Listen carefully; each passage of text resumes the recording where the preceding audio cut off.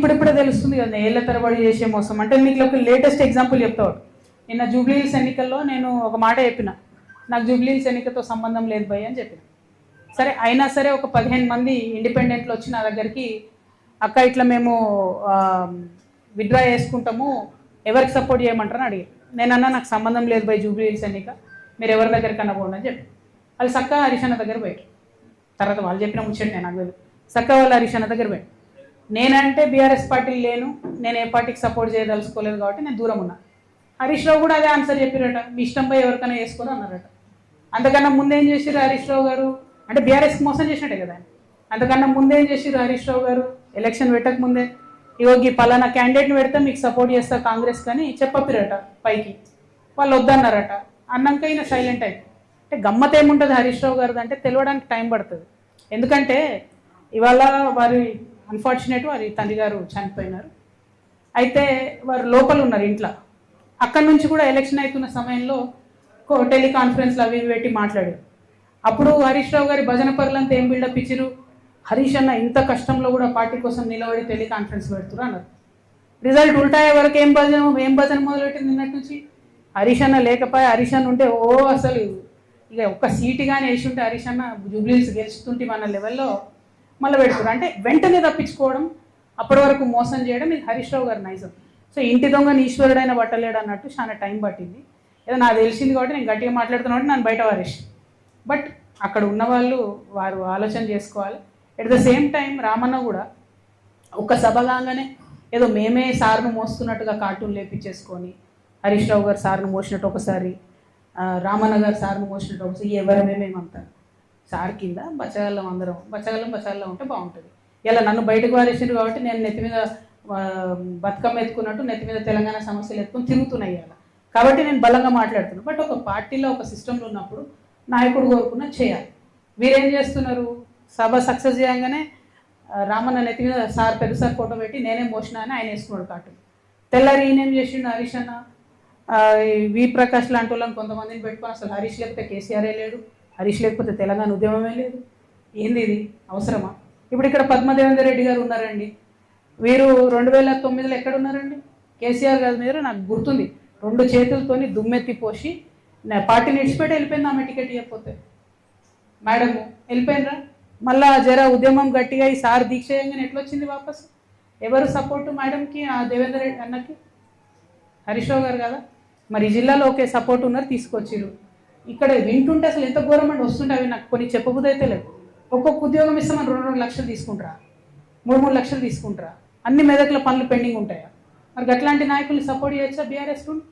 ఆనాడు ఆ మేడం టీఆర్ఎస్లోకి వెళ్ళి బయటకు పోయి కేసీఆర్ గారి మీద 2 చేతులతో దుమ్మేసిపోతే ఆమెకు సపోర్ట్ చేసింది ఎవరండి? ఆ రోజు ఇటుపక్క పద్మకు ఓడిపోతుంది, అటుపక్క వైపీఆర్ అఫీషియల్ టీఆర్ఎస్ క్యాండిడేట్ ఓడిపోతారు, ఇంకో మనిషి గెలుస్తాడు. హౌ సపోర్ట్ చేయలేదా హరీష్ అన్న? ఫస్ట్ నుంచి చేస్తున్నాడు ఆయన. నేనేమంటున్నా అంటే ఫైట్ ఉంటే స్ట్రేట్ ఫైట్ చేయాలి. ఇప్పుడు నన్ను బయట వారేసిరు, నేను సింపుల్గా ఏం చేసిన, సరే పోయి నన్ను బయట వేసిరు, నాకు తెలిసిన కాడికి నేను ప్రజా సమస్యల మీద ఎత్తుకొని తిరుగుతా అంటాను. అట్లా స్ట్రేట్ ఫైట్ చేయాలి. లేదు, మోసపూరితమైన ఫైట్ చేస్తారు కాబట్టి నేను ఒకటే అంటున్నా, ఒక పక్క రామన్న సోషల్ మీడియా ట్విట్టర్ ఇడిచిపెట్టి గ్రౌండ్లోకి రావాలి, వస్తే బాగుంటుంది ప్రజలకు. ఇంకో పక్క హరీష్ అన్న మోసం చేయడం బంద్ చేసి నువ్వు కృష్ణునివా నువ్వు అర్జునువా ఏందో డిసైడ్ చేసుకొని ఆ పాత్ర ఏందో స్ట్రేట్ ఫార్వర్డ్ చేయాలి.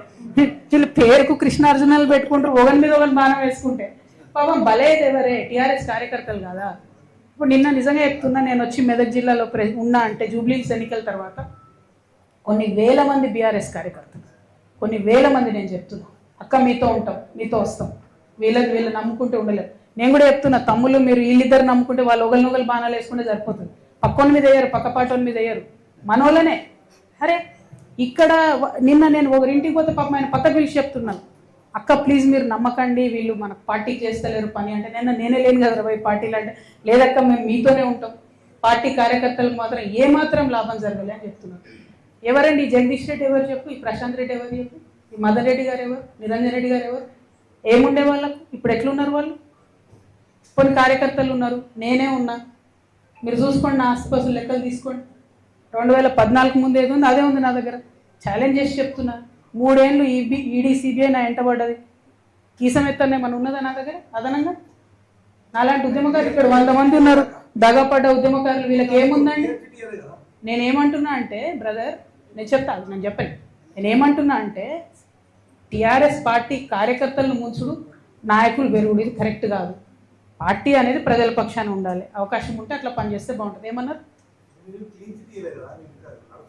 నేను చీట్ గురించి మాట్లాడతలేనే, నేను ఆస్తుల గురించి చెప్తున్నా. నువ్వు ఇంటలే బ్రదర్, నువ్వు ఆస్తుల గురించి చెప్తున్నాను, కేసు గురించి చెప్తున్నాను. కేసు గురించి మాట్లాడడానికి ఉండదు కదా, కేసు గురించి చెప్తున్నాను. నేను బీఆర్ఎస్ పార్టీ కార్యకర్తలు, ఆస్తులు, ఉద్యమకారులు మా గురించి నేను చెప్తున్నాను. यहाँ मेदक में हमारे बहुत सारे माइनॉरिटी भाई हैं, उन सबको भी मैं सलाम करती हूँ और हमारे माइनॉरिटी भाई बहनों से यही गुजारिश करती हूँ कि जो तेलंगाना में जो इज़्ज़त, जो हिस्सा, जो अपना हक हमें मिलना था पॉलिटिकली, जॉब्स वाइज, अभी तक नहीं मिला. एजुकेशन वाइज बड़े साहब केसीआर साहब ने उन कोशिश किया. तालीम के वास्ते उन्होंने टिमरी से एक सेपरेट लगा के बहुत अच्छा उन्होंने सहूलियत किया. लेकिन बहुत और भी इश्यूज है जिनको हमें एड्रेस आज भी करना है. प्रोफेसर जयशंकर साहब हमेशा मुझे समझाते थे कि बेटी, मैं उस्मानिया यूनिवर्सिटी में काम करता था, अब नीचे से लेकर ऊपर मैं जब तक मेरे क्लासरूम पहुंचता था तब तक आधी बार मैं सलाम करता था, आधे बार नमस्ते करता था. उतने सारे एम्प्लॉयज़ माइनॉरिटी के गवर्नमेंट में थे, हुकूमत में थे, लेकिन आज वो 5% से भी कम हो गए. तो उनके हक के वास्ते आपको लड़ना है. ये हमेशा सीख मुझे प्रोफेसर जयशंकर साहब देते थे. अब उनके बताए हुए रास्तों पे, केसीआर साहब के इंस्पिरेशन से मैं तेलंगाना के अवाम के लिए काम करने के लिए निकली हूँ. लेकिन आज मैं बीआरएस पार्टी में नहीं हूँ. तेलंगाना जागृति एक इंडिपेंडेंट ऑर्गेनाइजेशन है. इंडिपेंडेंटली तेलंगाना की बिटिया आपके सपोर्ट चाहते हुए सारे प्रदेश, सारे डिस्ट्रिक्ट्स में मैं जा रही हूँ. डिस्ट्रिक्ट में जितने भी आप हमारे मसाइल है उनको हुकूमत को बता के एक सोल्यूशन निकालने के लिए मैं मेरा कोशिश कर रही हूँ. और ये कोशिश तभी कामयाब होगा जब मैं आवाम के दरमियान रहूँगी. तो इसीलिए मैं आवाम के दरमियान आई हूँ, आपकी मदद चाहती हूँ. हर एक पहलू में हमें उर्दू को सपोर्ट करना है, माइनॉरिटी क्रिश्चियन को सपोर्ट करना है, माइनॉरिटी मुस्लिम को सपोर्ट करना है, माइनॉरिटी सिख को सपोर्ट करना है. For example minority Urdu working journalist union है, उनको आज तक एक्रेडिशन नहीं मिला है. तो हमारा पूरा मदद है आपको भी एक्रेडिशन रेगुलर जर्नलिस्ट के जैसा मिलना चाहिए. आपको भी यहाँ जो मेदक में जर्नलिस्टों को घर दिए बता रहे, उनमें भी आपको हक मिलना चाहिए. అయితే నిజమో కాదో మరి మీ జర్నలిస్టులకు ధైర్యం ఉందో లేదో నాకు తెలియదు, కానీ మీ జర్నలిస్టులకు ల్యాండ్ చేయడానికి కూడా పైసలు తీసుకున్నారని తెలిసింది నాకు. 3 లక్షల రూపాయలు తీసుకొని ప్లాట్లు ఇచ్చినట్టు తెలిసింది. 3-4 అన్న 3 వాస్తవం అనేది. ఇక చూడు, ఇక నేనేం చెప్పాలన్నా, ఈ ఘోరమైన పరిస్థితి ఉన్నది మెదక్లో. మాకు దూరం నుంచి చూసి మెదక్ అంటే చాలా గ్రేట్ ఉంటుంది, అసలు మేరు పర్వతం అనుకున్నాను నేను. మేలిమయ్యుండు పొట్ట విప్పి చూస్తే పురుగులు ఉన్న కథ ఉంది ఇక్కడ చూస్తే. బట్ ఏమైందన్న?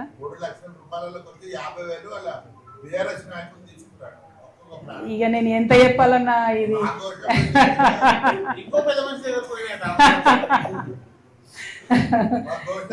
ఏమైందో నాకు తెలియదు, కానీ పట్టాలు కూడా ఆపిరు. అయ్యకపోతే ఇక మీరు జర్నలిస్ట్లే అడగకపోతే నేనేం అడగాను మీ తరఫున? మీకు అంతేనా? ఓకే. అయితే మిమ్మల్ని నేను కోరేది ఒకటే, ఈ విషయాలు, ఈ వాస్తవాలు గమనించుకొని ఇప్పటికన్నా ప్రతిపక్షంలో ఉన్న బీఆర్ఎస్ పార్టీ బాగుపడితే మంచిది. లేకపోతే మాలాంటి సంస్థలు ప్రజల పక్షాన మాట్లాడుతూనే ఉంటాయి. మేము ఇట్లనే ప్రశ్నిస్తుంటాం, ప్రతి జిల్లాకు తిరుగుతుంటాం. Thank you. జై తెలంగాణ, జై జాగృతి.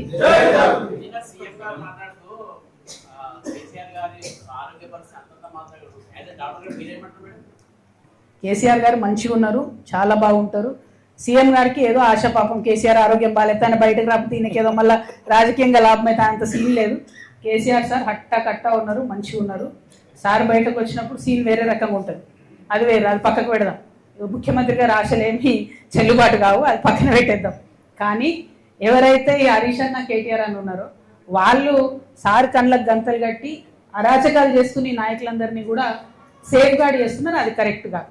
మనము కార్యకర్తలను కాపాడుకోవాలి, నాయకులను కాదు. ఆ విషయం వారు గమనించుకుంటే బాగుంటుంది.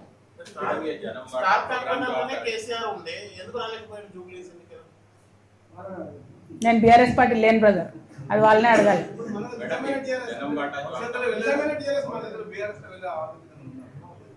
जन्म बांटा जो प्रोग्राम है आपका, ये किसके खिलाफ आपका ये बांटा प्रोग्राम है? मेरे सिर्फ मसाइलों के खिलाफ है, पॉलिटिकली किसी के खिलाफ भी प्रोग्राम नहीं है।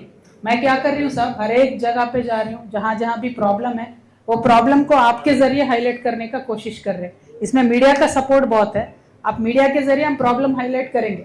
अब सरकार हुकूमत जितना झुक के काम करेंगे सरकार के लिए अच्छा है, लोगों के लिए अच्छा है। हमारे जैसे ऑर्गेनाइजेशन हमेशा हमेशा आवाम के दरमियान रहने का ही कोशिश करना चाहते हैं, उसी में ये जन्म बाटा प्रोग्राम लिए। Thank you. చెప్పిన కదా, కేసీఆర్ గారు తండ్రిగా పిలిస్తే ఖచ్చితంగా పోతా, రాజకీయంగా పిలిస్తే ఎట్టి పరిస్థితులలో పోను. ఏ పార్టీలకు నేను ఎందుకు పోతాను? న్యాచురల్లీ నేను ఏమంటున్నా బ్రదర్ అంటే, అసలు ఫస్ట్ బీఆర్ఎస్ నుంచి వచ్చినటువంటి నాయకులు, బీఆర్ఎస్ నుంచి గెంటివేయబడ్డటువంటి నాయకురాలిగా బీఆర్ఎస్ లో ఉన్నటువంటి లోటుపాట్లని చెప్తున్నాం. సరి చేసుకుంటే ఎవరికి మంచిది? తెలంగాణ బిడ్డలకు, తెలంగాణ కార్యకర్తలకు, బీఆర్ఎస్ లో పనిచేసిన కార్యకర్తలకు మంచిది కాబట్టి చెప్తున్నాం. సరి చేసుకోలేదు అనుకోండి, జూబ్లీహిల్స్ లాంటి రిజల్ట్ రిపీట్ అవుతూ ఉంటుంది. దానివల్ల నష్టం ఎవరికి? తెలంగాణ